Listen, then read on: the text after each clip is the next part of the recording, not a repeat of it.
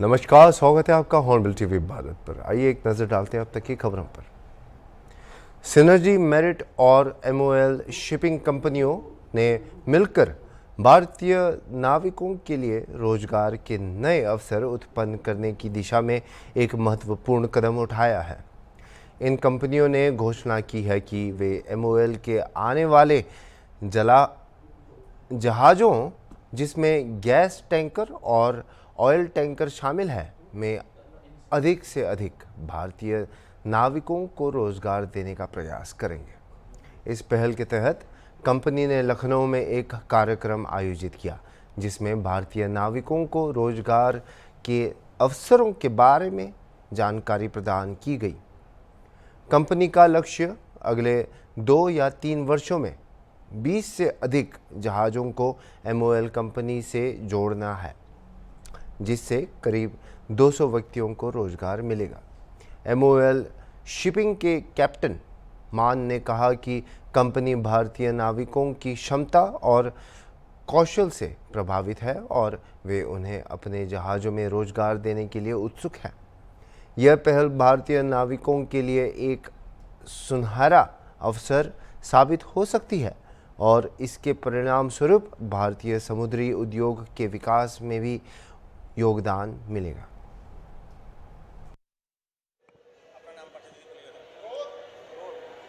नमस्कार, मेरा नाम है कैप्टन अंशुल राजवंशी और मैं रिप्रेजेंट करता हूं सिनर्जी मैरीटाइम कंपनी को। हमारे साथ मेरे दाहिनी तरफ है कैप्टन मानो। He is representing shipping company called MOL ship, और उनके साथ हमारे कैप्टन हैं साथ में captain Sharanjit Singh. He is also representing MOL shipping company. And mister Takamesan again, he is representing MOL shipping company from Japan। और मेरे कलीग हैं कैप्टन अमित शर्मा, जो हमारे साथ इंडिया में इनका ऑपरेशंस देखते हैं। यहाँ पे आने का पर्पस, लखनऊ में यही पर्पस है कि MOL कंपनी के जितने भी जहाज़ हैं जो आगे आने वाले टाइम में गैस टैंकर हैं या ऑयल टैंकर हैं, उन जहाज़ों को इंडियन सीफेयर्स के साथ मैन किया जाए, उसमें इंडियन सीफेयर्स को रोजगार दिया जाए। इसी पर्पज से हम लोग लखनऊ आए हैं और हिंदुस्तान के अलग अलग कोने में जा रहे हैं कि जितने भी शिप हमें मिले इस कंपनी के, एमओएल कंपनी के, उसमें हम ज़्यादा से ज़्यादा हिंदुस्तानियों को अवसर दें नौकरी का। देखिए, एक जहाज़ के ऊपर मिनिमम 21 या 22 लोग रहते हैं और हम एक्सपेक्ट कर रहे हैं करीब अगले 2 या 3 साल में कम से कम 20 जहाज से ज़्यादा इस कंपनी से। तो 20 मल्टीप्लाइड बाय, अगर आप आधे भी लगाएंगे ऑफिसर्स को, तो we are looking at at least 200 people जो जहाज़ के ऊपर रहेंगे और 200 लोग जो छुट्टी पे रहेंगे, क्योंकि ये लोग एक दूसरे को रिलीव करते हैं जा जाके। बहुत अच्छा रिस्पॉन्स मिला है and we are very happy and we are confident कि जिस पर्पज से हम लोग लखनऊ आए हैं, मुझे उम्मीद है यहाँ के जो सी फेयरर्स हैं उनको भी एक अच्छी अपॉर्चुनिटी मिलेगी एमओएल कंपनी में सेल करने की। हमने पहले भी यहाँ से इन शिप्स के लिए लोगों को रिक्रूट किया है, तो नॉर्थ इंडिया से हमारे ऑफिसर्स का काफ़ी अच्छा रिस्पांस है। अभी हम लोग जयपुर में थे तो हमारा गैदरिंग कुछ 400 पीपल का वहाँ पे था। फिर चंडीगढ़ में थे तो वहाँ पे भी हमारे पास कुछ 200 लोग थे। अभी यहाँ पे आप देख ही रहे हैं, मुझे लगता है कुछ 300 लोगों का गैदरिंग यहाँ पे भी हुआ है। काफ़ी अच्छा रिस्पांस है, लोगों का इंटरेस्ट है कंपनी को ज्वाइन करने के लिए। लोगों का भरोसा है कि ये कंपनी, क्योंकि हम लोग इतने साल से सिनर्जी के साथ, सिनर्जी और एमओएल साथ में काम कर रहे हैं, तो लोगों ने ये काम देखा है, लोगों को पसंद आया है और लोगों को लग रहा है कि ये कंपनी जो है आपके भविष्य के लिए बहुत अच्छी है, बच्चों के भविष्य के लिए बहुत अच्छी है। क्योंकि लोगों को एक सिक्योरिटी की फीलिंग आती है, एक सेफ्टी की फीलिंग आती है कि मैं जब जहाज़ में जा रहा हूँ तो वापस ज़रूर अपनी फैमिली के पास वापस आऊँगा। ये एक बहुत बड़ा पॉजिटिव है इस कंपनी का, क्योंकि ओनर है, ओनर अपने जहाज़ों को साथ में संभाल रहा है। ये ऐसा है जैसे कोई आदमी अपने घर में रहे या कोई किराएदार उसके घर में रहे, तो यहाँ पे अपना मालिक ही अपने जहाज़ों को संभाल रहा है, तो उसका फ़र्क पड़ता है। वो सारा जेन्युइन काम, जेन्युइन स्पेयर सब कुछ देते हैं, अच्छे से साइन ऑन साइन ऑफ करते हैं, लोगों की केयर ऐसे करते हैं जैसे उनके खुद के बच्चे हैं। तो इससे काफ़ी लोगों को इसका असर पड़ता है और असर दिखता है। लोग नाम की वजह से यहाँ आ रहे हैं और जानना चाहते हैं कि कैसे हम लोग ज्वाइन कर पाएँ, तो उसी के लिए हम लोग हेल्प कर रहे हैं। मेरे एमडी हैं SMRSPL में कैप्टन अंशुल राजवंशी, उन्हीं के साथ में ये पर्टिकुलर वर्टिकल को देखता हूँ, इसकी रिक्रूटमेंट हम लोग देख रहे हैं। तो कोई भी क्वेरी हो हम लोग उसके लिए यहाँ पे हैं, कुछ भी सॉल्व कर सकते हैं। बेसिकली हमारा इंटेंशन ये है कि हम ज़्यादा से ज़्यादा रोजगार इंडियन सीफेयर्स के लिए प्रोवाइड करें, वही हमारा इंटेंशन। हमारी कंपनी में अभी 25,000 प्लस सीफेयरर्स हैं, 25,000 प्लस सीफेयरर्स, एक्टिव सीफेयरर्स हमारे पास हैं। एक कंपनी जो सिनर्जी मैरीटाइम की अगर हम बात करें तो हम 710 जहाज़ हमारे पास अपने हैं, 710 शिप्स को हम लोग मैनेजमेंट और मैनिंग करते हैं ऑल टुगेदर, जिसमें MOL एक पार्ट है जिसके लिए हम लोग खाली मैनिंग करते हैं, जिसमें खाली ह्यूमन रिसोर्स का काम हमारा है, बाकी ऑल शिप सारा मैनेजमेंट का काम अपने ओनर्स करते हैं। तो ऐसे शिप्स हमारे पास कुछ 31 शिप्स एट दिस मूवमेंट है और इन लोगों ने अभी हमें दिया है भरोसा पूरा कि 30 more ships will be added in another coming 3 years. तो कुल एक 60 जहाज़ों का ये एक पूल बन जाएगा हमारे इंडिया में। तो अच्छा रोज़गार के अवसर हैं। नए बच्चों के लिए भी जो स्कूल से निकल के आ रहे हैं उनके लिए भी काफ़ी अच्छे रोज़गार के अवसर हैं, क्योंकि अपने जहाज़ों पे नए कैडेट, नए TME ये सब लेते हैं, तो उनके लिए भी काफ़ी अवसर हैं।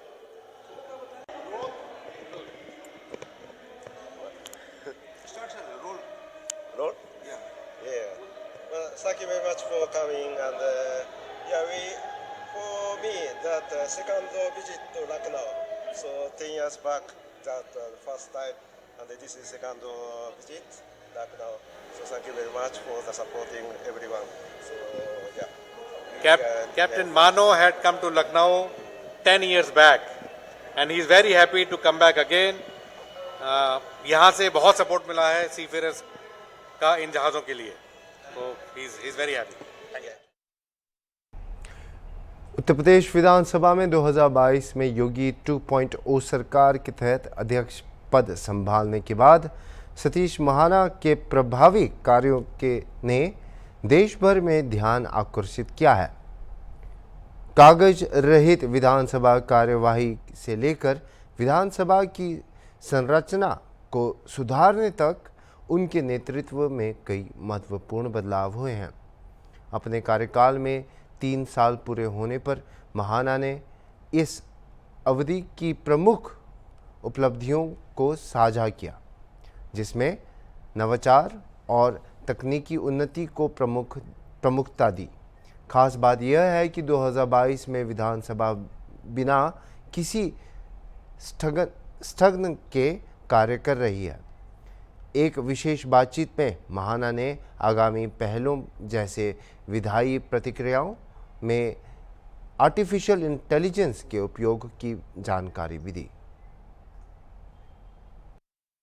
साल में कितना बदलाव हुआ है, क्या क्या खास रहा 3 साल के कार्यकाल में आपके? देखिए, 3 साल में जो विधायिका का एक कनेक्ट होना चाहिए था आम पब्लिक के साथ, वो हुआ है। सबसे महत्वपूर्ण बात यह है कि लोकतंत्र के 3 स्तंभों में विधायिका का सबसे महत्वपूर्ण रोल होता है, क्योंकि विधायिका उस देश के और उस प्रदेश के लोगों को रिप्रेजेंट करती है, जिसको कॉन्स्टिट्यूशन ने हमारे को ये कहा हुआ है कि we the people of India. तो we the people of India का रिप्रेजेंटेशन अगर कोई होता है तो प्रतिनिधि के नाते से तो माननीय विधायकगण और लोकसभा में माननीय सांसदगण करते हैं। तो लोगों का एक कनेक्ट जो जनता के बीच में से नहीं हुआ था, एक डिस्कनेक्ट सा था, उसको एक स्ट्रॉन्ग बॉन्ड ऑफ कनेक्शन के रूप में मैंने स्थापित करने का प्रयास किया है। उसमें कुछ सफलता मिली है, बहुत कुछ काम उसमें बाकी भी है, लेकिन अब आम व्यक्ति विधायिका के बारे में, विधायकों के बारे में, विधायकों के कर्तव्यों के बारे में, विधायकों के परफॉर्मेंस के बारे में जागरूक है। जिस क्षेत्र से विधायक चुनकर आते हैं उस क्षेत्र की जनता विधायक का परफॉर्मेंस देखती है, चाहे वो यूट्यूब के माध्यम से देखे, चाहे वो सोशल मीडिया के अन्य जो स्तंभ हैं उनके माध्यम से देखे, चाहे टीवी के माध्यम से देखे। तो आज जनता के बीच में जनता के प्रतिनिधि की मार्किंग हो रही है, लोग उसको देख रहे हैं कि उसकी परफॉर्मेंस कैसी है। तो ये 3 साल की सबसे बड़ी उपलब्धि मैं इसको मानता हूँ। और दूसरी उपलब्धि मैं मानता हूँ, जो एक परसेप्शन नेगेटिव था MLAs के प्रति, इंस्टीट्यूशंस के प्रति, वो नेगेटिव परसेप्शन में भी चेंज आया है। लोगों एक पॉजिटिव, अब लोग ये नहीं मानते कि विधायक अनपढ़ हो सकता, अब लोग कहते हैं कि विधायक बनना है तो पढ़ना लिखना पड़ेगा। आज जो हमारे विधानसभा में अभी यूथ का एक सम्मेलन चल रहा है, तो उन युवाओं की जो वाणी है, जो भाषा है, जो उनमें कॉन्फिडेंस है, और जिस समय भी हम मूव करते हैं सोसाइटी के अंतर्गत तो नौजवान राजनीति की तरफ आकर्षित हो रहा है, पढ़े लिखे लोग राजनीति की ओर आकर्षित हो रहे हैं। ये इन 3 साल की बहुत बड़ी उपलब्धि के रूप में मैं इसको मानता हूँ। इनोवेशन टेक्नोलॉजी में आप यूपी विधानसभा को कहाँ देखते हैं? काफी चेंजेस आए इनोवेशन और टेक्नोलॉजी में। इनोवेशन टेक्नोलॉजी में आज पूरे देश की विधानसभाओं में हम अग्रणीय स्थान के रखते हैं। 2022 में 29 मार्च को मैं सर्वसम्मति से विधानसभा का अध्यक्ष चुना गया था। मैंने लगभग 1.5 माह में इसको ई विधान में कन्वर्ट कर दिया था और तब ये देश की पहली विधानसभा थी जो ई विधान लागू करने के लिए तैयार थी। आज हम एआई की तरफ बढ़ रहे हैं, जल्दी ही हम एआई को इंट्रोड्यूस करेंगे विधानसभा में। पूरे देश की विधानसभाओं में डिजिटलाइजेशन के माध्यम से, टेक्नोलॉजी के माध्यम से हम अग्रणीय स्थान के ऊपर हैं, इस बात को मुझे कहते हुए गर्व है। और पूरे देश के असेंबलीज से माननीय वहाँ के अध्यक्ष, स्पीकर्स या फिर वहाँ की टीम उत्तर प्रदेश की विधानसभा को देखने आ रही है, उससे बहुत कुछ सीखने को आ रही है। अब सब देश में हर जगह कोई आगे पीछे हम नहीं कह सकते कि हमसे कोई पीछे, हमसे कोई आगे, लेकिन निश्चित रूप से भारत सरकार ने भी उत्तर प्रदेश की विधानसभा को ई विधान में अग्रणीय स्थान रखने के लिए एक सर्टिफिकेट भी दिया। सर, पहले 2022 से पहले विधानसभा कई बार बाधित होती थी, लेकिन 2022 के बाद जब से आए अब बिल्कुल कंटिन्यू चलती रहती है। इसे किस उपलब्धि में मानते हैं? ये देखिए सबसे महत्वपूर्ण बात है कि मैं जो जनता के प्रतिनिधि होते हैं, जो विधानसभा का उनको ये मंडप मिलता है, विधानसभा को जो प्लेटफॉर्म मिलता है अपनी बात कहने के लिए, तो मैंने जिस समय नौजवानों के बीच में बातचीत करी थी, एमएलएस के अलग अलग ग्रुप्स में मैंने बातचीत करी, तो मैंने उनको एक बात बताई थी। तो मैंने कहा कि लगातार, क्योंकि मैं 8 बार जीता हूँ, तो इसीलिए मैंने उसको ये एग्जाम्पल के रूप में बताया कि 8 बार जीतने के लिए आपको 2 महत्वपूर्ण काम करने हैं। एक तो आपका व्यवहार, आपका आचरण, और दूसरा जनता के साथ आपका कनेक्शन और जनता की अपेक्षाओं को पूरा करना। तो इससे आप दोबारा जीत कर आ सकते हो, लेकिन दोबारा जीतने के साथ साथ आप आने वाले समय में आप प्रदेश के नेता बनोगे, देश के नेता बनोगे, और प्रदेश के नेता और देश के नेता बनने के लिए आपकी परफॉर्मेंस का आकलन करने के लिए, आपको अपनी क्षमता बताने के लिए, दिखाने के लिए, और जनता के अपेक्षाओं को पूरा करने के लिए आपके पास एक प्लेटफॉर्म है। वो प्लेटफॉर्म है विधानसभा। और विधानसभा में आपकी परफॉर्मेंस ही आपको प्रदेश का नेता बना सकती है। विधानसभा में ही आपको परफॉर्मेंस आपको देश में पहचान दे सकती है। तो उसको नाते से मुझे लगता है कि माननीय सदस्यों को ये बात समझ में आई, जिसके कारण आज एडजर्नमेंट नहीं होता, जिसके कारण विधायक अच्छा परफॉर्मेंस देने के लिए। हरियाणा सरकार ने बुधवार को घोषणा की कि इस वर्ष 31 मार्च को पड़ने वाली ईद उल फित्र को घोषित किया जाएगा, न कि समित अवकाश का मतलब है कि सरकारी कर्मचारी अपनी इच्छा से इस दिन को वेतन सहित छुट्टी से ले सकते हैं, जबकि सरकारी अवकाश में सरकारी कार्यालयों और संस्थानों ने अवकाश होता है। इस मुद्दे पर शिया धर्मगुरु मौलाना यासूब अब्बास, जो ऑल इंडिया शिया पर्सनल लॉ बोर्ड के महासचिव हैं, उन्होंने भी बड़ा बयान दिया है। आइए देखते हैं। हरियाणा सरकार ने जिस तरीके से ईद की छुट्टी को रद्द किया है, निहायत काबिल अफसोस बात है। हमारे हिंदुस्तान में चाहे ईद हो, चाहे होली हो, चाहे दीपावली हो, ये सब एक गंगा जमनी तहजीब के तहत मनाए जाते हैं। हिंदू के घर मुसलमान जाता है, मुसलमान के घर हिंदू जाता है, मुसलमान जाके हिंदू के घर गुजिया खाता है, हिंदू मुसलमान के घर आके ईद में सिवई खाता है। ये हमारे मुल्क की एकता, अखंडता का सबूत है। मगर बड़े अफसोस की बात है कि हरियाणा सरकार ने मुस्लिम दुश्मनी का सबूत दिया है। एक तरफ भारत के प्रधानमंत्री जी सबके विश्वास की बात करते हैं और 32 लाख मुसलमानों को मोदी किट दी जा रही है ईद के मौके के ऊपर। केंद्र सरकार तो भारत के प्रधानमंत्री जी 32 लाख मुसलमानों को एक तोहफा दे रहे हैं मोदी किट के नाम से, और दूसरी तरफ हरियाणा सरकार ईद की छुट्टी को रद्द कर रही है। लिहाजा भारत के प्रधानमंत्री जी से मैं ये गुजारिश करूँगा कि ऐसे लोगों पर लगाम लगाएं जो मुल्क में फ़िरका परस्ती के माहौल को जन्म दे रहे हैं, क्योंकि आप सबका साथ, सबका विकास, सबके विश्वास की बात कर रहे हैं, और यहाँ सबका साथ तोड़ने की, सबके विश्वास को ख़त्म करने की बात हो रही है। लिहाजा ये हरियाणा से जो आवाज़ उठी है, ये पूरे हिंदुस्तान में न सुनाई दे। लिहाजा इसके ऊपर पूरा दबाव बना के हरियाणा ही के अंदर इसका दम निकाल लिया जाए तो बेहतर होगा। सुकमा में आज सुरक्षा बलों और नक्सलियों के बीच मुठभेड़ हुई, जिसमें 16 नक्सलियों के शव बरामद किए गए। इस मुठभेड़ के परिणाम की पुष्टि करते हुए छत्तीसगढ़ के मुख्यमंत्री विष्णुदेव साय ने सुरक्षा बलों का आभार व्यक्त किया और राज्य की शांति व सुरक्षा बनाए रखने में उनकी बहादुरी की सराहना की। छत्तीसगढ़ के उप मुख्यमंत्री अरुण साव ने सशस्त्र नक्सलवाद के उन्मूलन के लिए सरकार की प्रतिबद्धता को दोहराते हुए कहा कि प्रधानमंत्री नरेंद्र मोदी और केंद्रीय गृह मंत्री अमित शाह के नेतृत्व में मार्च 2026 तक देश में नक्सलवाद समाप्त करने का लक्ष्य है। सुकमा में आज नक्सली मुठभेड़ हो रहा है, जिसमें अभी तक 16 नक्सलियों के डेड बॉडी मिले हैं और इस बहादुरी के लिए हम अपने सुरक्षा बल के जवानों को बहुत बहुत बधाई धन्यवाद देते हैं, उनके साहस को नमन करते हैं और लगातार हमारी सरकार को नक्सलवाद में बड़ी सफलता मिल रही है। हमारे सुरक्षा बल के जवान ताकत के साथ, बहादुरी के साथ नक्सलवाद के खिलाफ में लड़ाई लड़ रहे हैं और अभी तक ये 15 महीने में बहुत बड़ी सफलता मिली है, जो पूरा देश जानता है। और हमारे आदरणीय केंद्रीय गृह मंत्री जी का जो संकल्प है 31 मार्च 2026 तक इस देश से नक्सलवाद को समाप्त करने का, जिस तरह से हमारी लड़ाई चल रही है नक्सलवाद के साथ, मुझे पूरा विश्वास है कि आदरणीय गृह मंत्री जी का संकल्प पूरा होगा।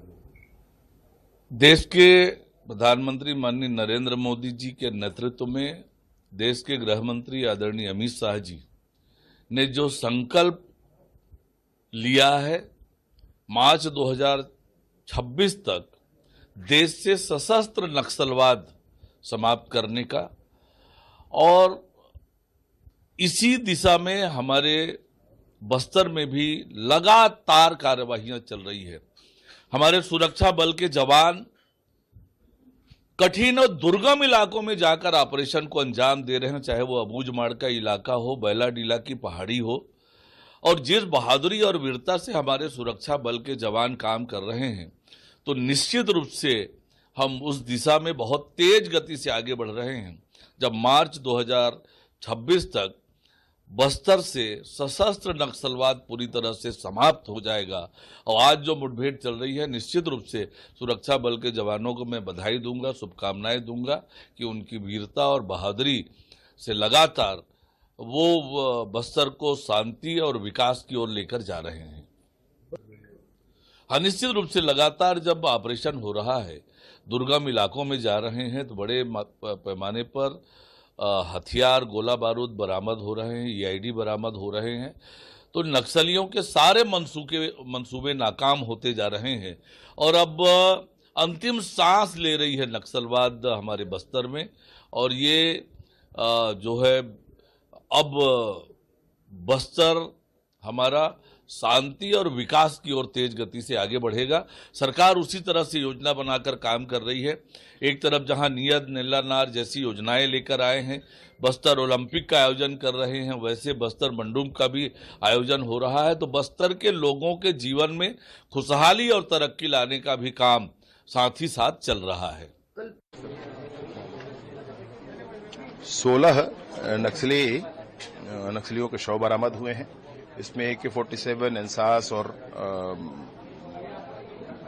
बहुत सारे हथियार भी बरामद हुए हैं। कंट्रीमेड वेपन्स भी कुछ इसमें हैं। ये बड़ी सफलता है जवानों की। हाँ, ऐसा है जरूर। मतलब अभी तक सूचना है, एक बार कंफर्म हो जाए तो मैं आपसे और सूचना कहता हूँ इस बात की। हम गोली नहीं चलाना चाहते, सरकार गोली नहीं चलाना चाहती। छत्तीसगढ़ की सरकार भी या केंद्र की सरकार भी एक गोली नहीं चलाना चाहती। ये बहुत स्पष्टता के बीच हम सबके बीच में है।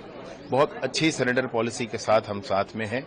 कोई असुविधा किसी को नहीं होगी। सरेंडर करना चाहिए, साथ होना चाहिए, मुख्य धारा में होना चाहिए। देश की सेवा करने के लोकतंत्र में जो तरीके हैं उन तरीकों पर होना चाहिए। देश के अन्य राज्यों में पता चलता है कि पहले जो नक्सली थे सरेंडर करके चुनाव लड़के आज वो मंत्री बने हुए।